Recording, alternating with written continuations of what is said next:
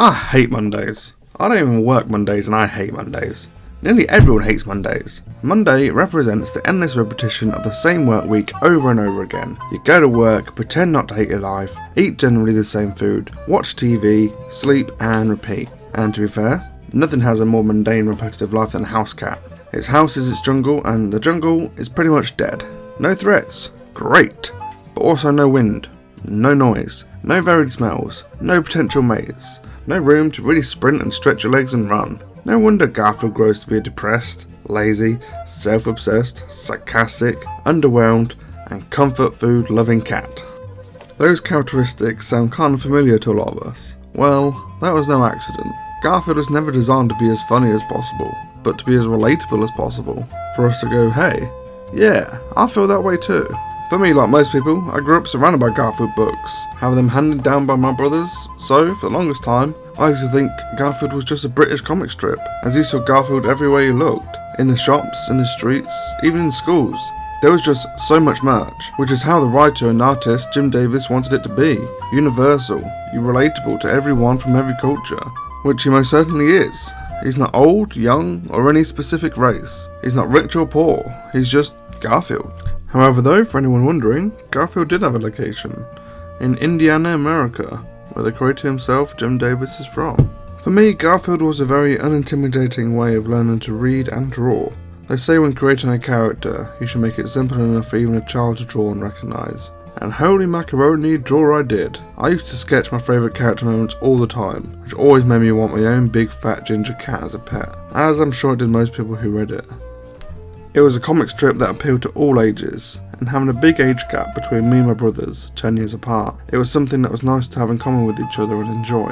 When I laughed at a particular joke, I knew at some point someone else likely laughed at the same joke, and that was comforting when you're alone. I, as a kid, always could relate to Garfield, as he was overweight but happy enough eating lasagna every day. Obviously the creator's favourite meal, and one nearly everyone likes.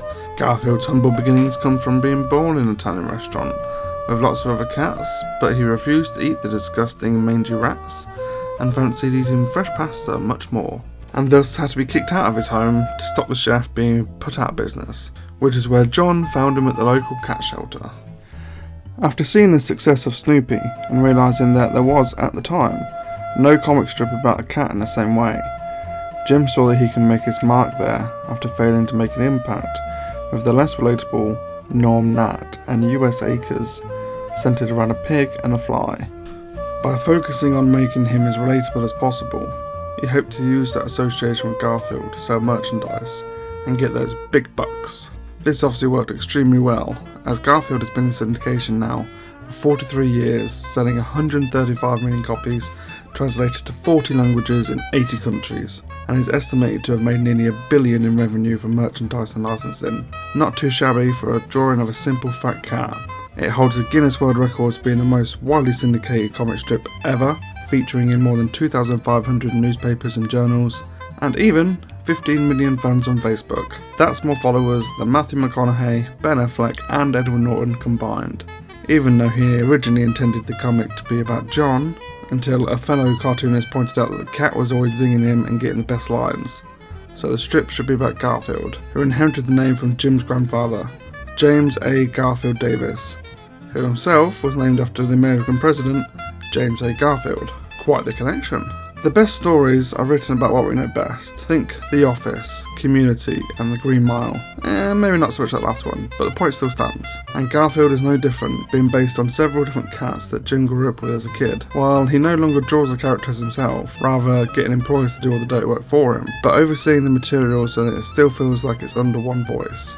My favourite fact about Garfield though, is when they were casting the voice actor for the 2004 movie, the legend Bill Murray was sent the script for it, and saw the name of the writer and director was Joel Cohen. So, without even reading the script, immediately agreed to be part of the movie, on the strength of the Coen brothers films, which are known for their excellent writing and world building, despite the fact that the surname is spelled completely different for Joel Cohen. But to me, this is one of those happy accidents that worked out perfectly, because I could not imagine anyone else fitting the voice as well as Bill Murray does, with his non-caring attitude, and it was even given a big thumbs up by the comic creator, which is a nice change for once. I wanted to have my own Garfield sculpt. There are plenty of toys of Garfield out there, but they're all very similar.